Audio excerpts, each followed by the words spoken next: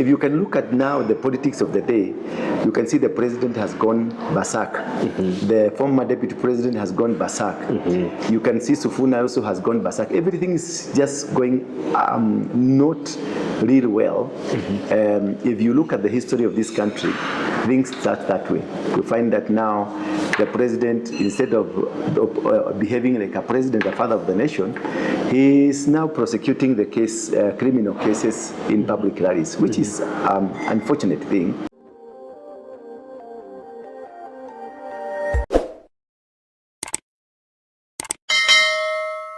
Apostle Ndura Waruinge. Yes, sir. Karibu sana ndani ya Manoti TV na karibu sana ndani ya Nakuru City. Nakuru City. Najua nimekuita Apostle Ndura Waruinge, lakini labda kuna wale ambao hawakujui. Ndio unaweza labda kwa kujitambulisha.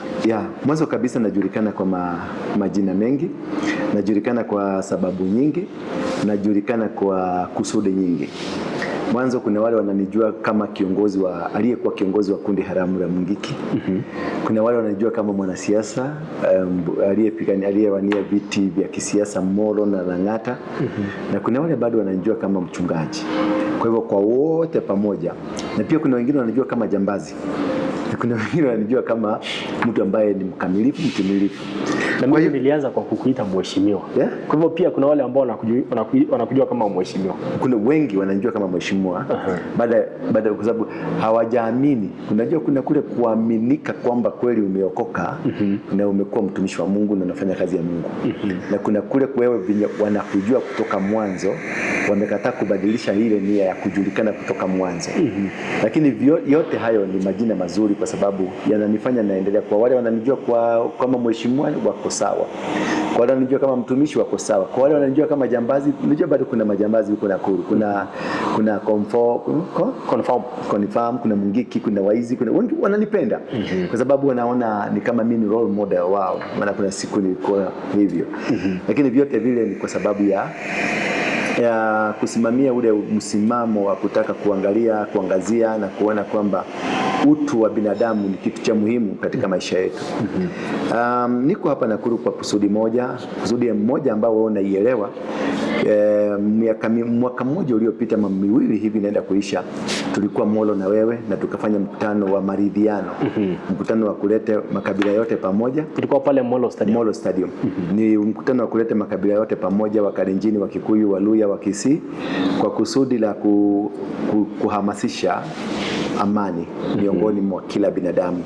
Yani tunafanya kitu ambacho it's beyond boundaries, ambacho it's tribal-less, religious-less, tribal-less, political-less, everything-less, because we are one family, a Kenyan family, that we need to work together, live together, be together as a family. That's the main reason I'm here. At Nyayo Gardens, we shall be having a mega concert rally that we will be there to pray, just like we did in Moro, praying for peace. And since then, peace has prevailed in Moro. There has never been animosity between tribes. The same here. We want to see that young people, old people, women and men, pastors, religious people, that is Islam, Hindu, Christians, the traditionalists, all they come together for one purpose, one reason: unity, love, and tranquility. That is the reason I'm here, just to come and preach the gospel of peace. Yes. Unajua unajiuliza wewe unajiita apostle. Which church? I have a church. My church is called the Synagogue. I'm based in Nairobi. Nyumba inaitwa the Coffee Plaza. Coffee Plaza is along railway lane. Adjacent to Haile Selassie Avenue, right opposite where we have the Izekochi bus stage. That is where I'm based. Mezzanine floor. From morning to evening, I'm always there in my office. That's where I have the church. And that is where we do a lot of many other programs, rehabilitation, discussions, praying for the sick, praying for the people who need prayers, and also helping the needy. All about this concert, why Nakuru County? Yeah, when we were in Molo, we brought all the tribes together. Yeah. And then we went to Muranga, we went to Nyahururu, we went to Nyeri, Then now we are coming back. Coming back, then we were not registered as an organization that will be speaking about peace. Now we have registered an organization called Mfalme wa Amani Foundation. And now we'll be having peace caravan in 47 counties. What we'll be doing in Nakuru is to launch a peace caravan. We'll be going to every county, speaking to people there, young people, old people, women, men, religious people, business people, talking to them about the need to have peace. The need to work together and live together as brothers and sisters of this nation. The need not to be separated by the politics of the day. If you can look at now the politics of the day, you can see the president has gone berserk. The former deputy president has gone berserk. You can see Sufuna also has gone berserk. Everything is just going not real well. If you look at the history of this country, things start that way. You find that now the president, instead of behaving like a president, a father of the nation, he is now prosecuting the case, criminal cases in public rallies, which is unfortunate thing when you find a president of the republic telling people that somebody slept with a girl, impregnated, we will come there. Yeah. So when you look at the trend of what is happening now, it is exactly what happened and transpired during before 2008, before the post-election violence. It started like that when people started accusing each other, this accusing one another, and there was nobody to tame that kind of a situation. And eventually it erupted, people died, thousands killed, people were displaced, and we ended up in the ICC, which was also very unfortunate for this country to have our Kenyan people being prosecuted in a foreign court because of failure to be able to prosecute our case, or failure to bring our people together and then make people understand we are all Kenyans. Political parties will come and go, political seasons will come and go, and we have a nation to sustain, to be there. This is where we have our children, this is where we have businesses, this is where we have our churches, our mosques, our temples, and everything is here. Our girlfriends, our wives are here, our children are here, our sisters and our brothers are here, and we have no any other nation. So those days we didn't have somebody who rose up, took the position of advocating for peace and tranquility in this nation. So because I was partly affected and partly involved in whatever transpired, my name was really mentioned. Not in the entire nation. In the ICC report, I was mentioned, because when you mention Mungiki, you mention Ndura, you mention Maina Jenga. Who is your cousin? It is my cousin. So you cannot mention Mungiki and fail to mention these two. So I saw my colleagues dying. I saw people, my Kalenjin people die. I saw Luo die. I saw Kambas die. I saw Kikuyu die. It was not necessary. I saw people being displaced from their pieces of land. I saw people being touched, burned inside a church. And that was not good. It was not proper to have a nation like that where people will be dying like chicken. We need somebody to come and advocate. Now you see, every person is focused in politics. I want myself to focus on bringing people together and bringing every person, all political parties together, that we can have a rally. We can go to an event together, a DCP, an ODM, a UDA together in the meeting, and then we go home peacefully. Then we wait for that day of voting. You line up, we joke, we get out of a hotel, eating together. Then I'm DCP, me, I'm ODM, you, somebody's UDA, and we walk together to the polling station. We go voting without having the challenges, fighting one another, or being abusive to one another, or hating one another. Then we go back home, wait for the results.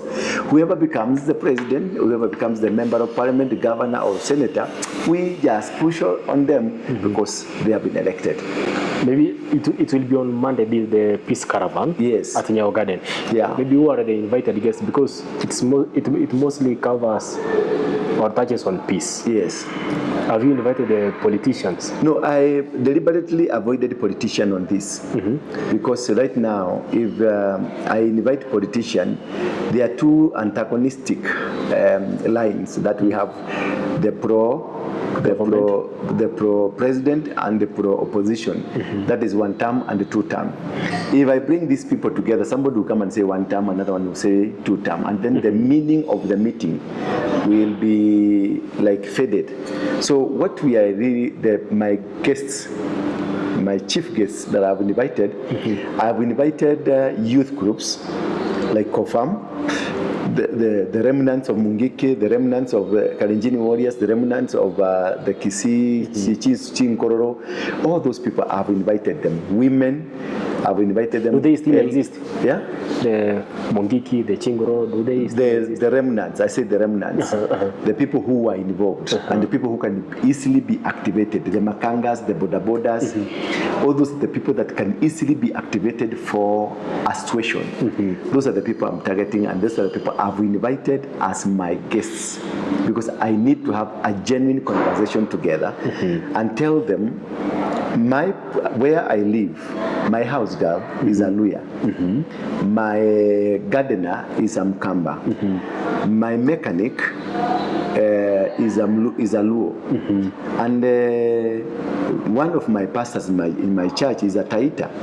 And another one is a Kisii. So when we are living together like that one, and we have a common agenda that is empowering and making our nation better, that one should also go beyond the elections. That if I have a Luya in my house who is making food for me, I should trust her and I should look at her as a Kenyan, and even if she has a contrary opinion to what I have, I should treat her as a person, a Kenyan person that is and has rights of doing whatever that they want to do without being intimidated, without being coerced or forced not to do, because we are all brothers and we should live together as brothers and forever. So politics should never be an issue that will separate me from you or me from somebody else, because I should remain with my mechanic who is a Luo, and remain with my gardener who is a Mkamba, and remain with my cook